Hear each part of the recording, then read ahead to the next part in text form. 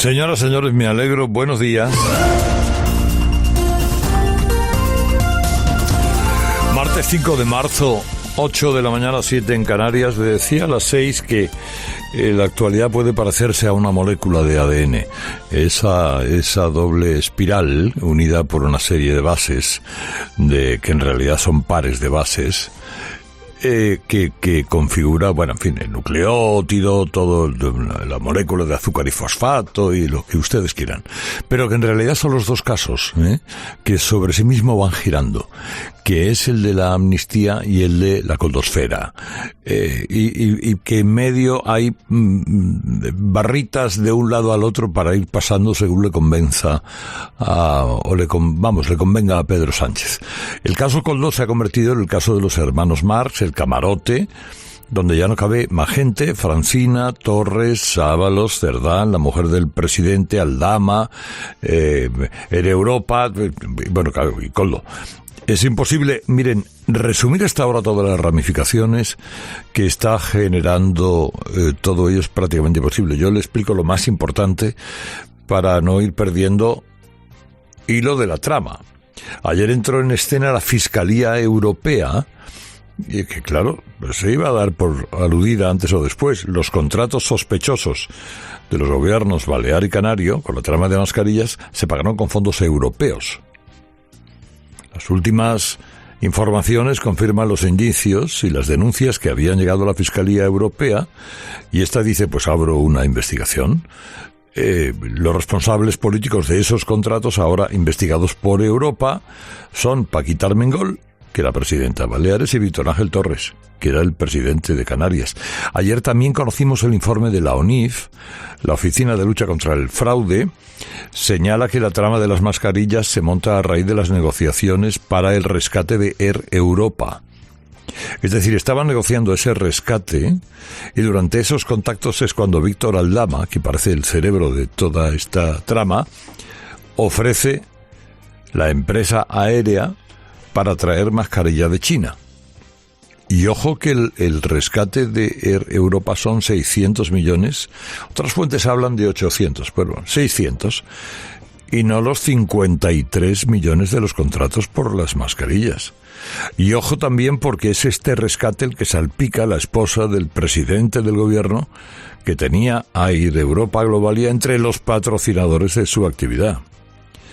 Y además se subraya que este rescate se troceó en 3 partidas para sortear el control de la Unión Europea.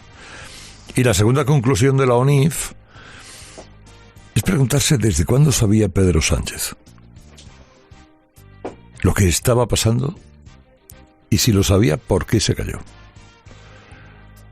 O sea, Hacienda venía investigando a los responsables de la trama desde el 2021, porque había un incremento no justificado del patrimonio. Sánchez cesó a Ábalos como ministro en julio del 2021. ¿Cuándo lo sabía?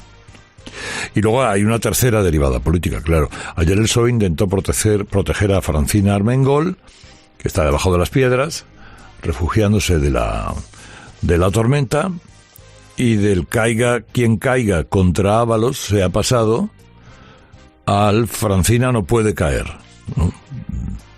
Y veremos. Y luego la otra hélice que le decía, el otro eje helicoidal de la actualidad, efectivamente, es la amnistía, que es de lo que ahora quiere Pedro Sánchez, el sanchismo, que se hable. Porque parece que se refugia en tablas y ahí está más cómodo, o cree que es más beneficioso para ellos.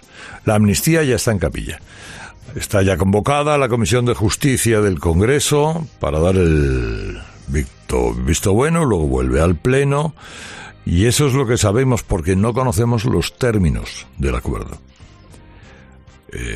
Una cosa que dice ese borrador de la Comisión de Venecia sobre la amnistía que tanto jaleó el viernes pasado el ministro Trolaños es que los medios y procedimientos diseñados para aprobar la amnistía deben inspirarse en la inclusividad, la participación, los plazos adecuados y los debates públicos. Claro, pues en este caso no se da ni una sola de las condiciones, pero ni una.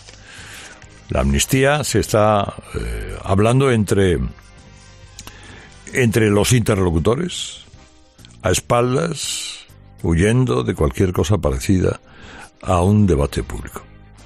Y que el PSOE esté convencido que la amnistía es la solución a los problemas de corrupción, es decir, que entre la peste y el cólera, pues ellos eligen el cólera.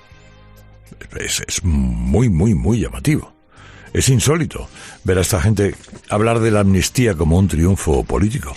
A Yolanda Díaz, que ayer, estaba entusiasmada cuando vio que ya lo de la amnistía era un hecho. Escuchen. Vamos a tener ley de amnistía y vamos a tener presupuestos generales del Estado, sin lugar a dudas. Nos han votado para esto y a pesar de todas las páginas de periódicos y de tertulianos y tertulianas que ocupan muchos minutos de su tiempo en dibujar un mundo en el que no se va a producir, lo vamos a tener sencillamente porque la ciudadanía ha votado bien, no se ha equivocado. Vamos a ver, la ciudadanía no ha votado eso. La ciudadanía, si te refieres a la que votó el programa del PSOE, en el programa del PSOE en ningún momento estaba recogida esa amnistía. Y además, no solo eso. Claramente decía todo lo contrario. Es decir, que cuidadito con las valoraciones de los votos equivocados o no equivocados. Pero es que luego, además, en el mismo momento en el que acababa de hablar de un indulto a corruptos o amnistía a corruptos, dice ella que no puede haber indulto a corruptos. Ha llegado la hora en nuestro país de modificar la legislación que regula el indulto para que éste no se pueda aplicar en casos de corrupción. Es bastante inaudito que estemos en el primer cuarto del siglo XXI y sigamos permitiendo este supuesto. Pero vamos a ver, ¿qué ha pasado en España para que nos gobiernen sociópatas como esta bipolar? Que en cuestión de un minuto de defender la amnistía a corruptos se pone muy digna y dice que ya está bien de conceder indultos a corruptos.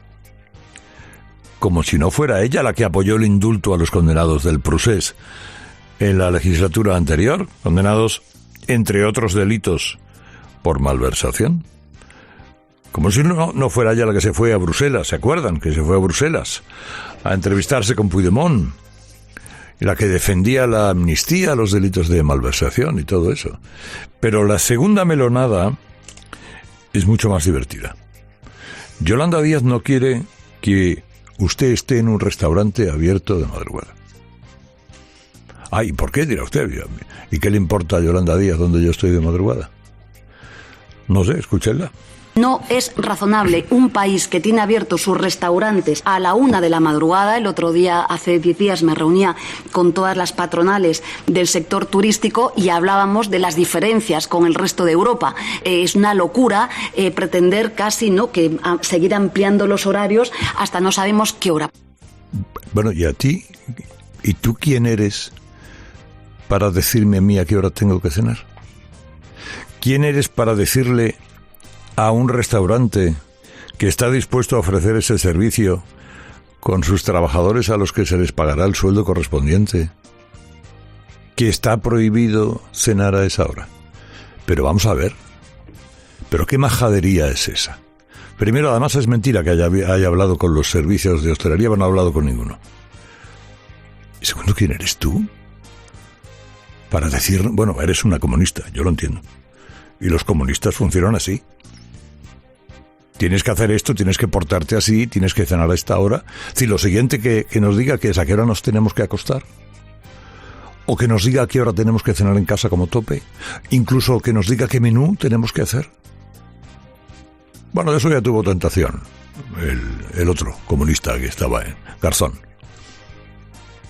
Pero oiga, o es que los españoles no le gustamos.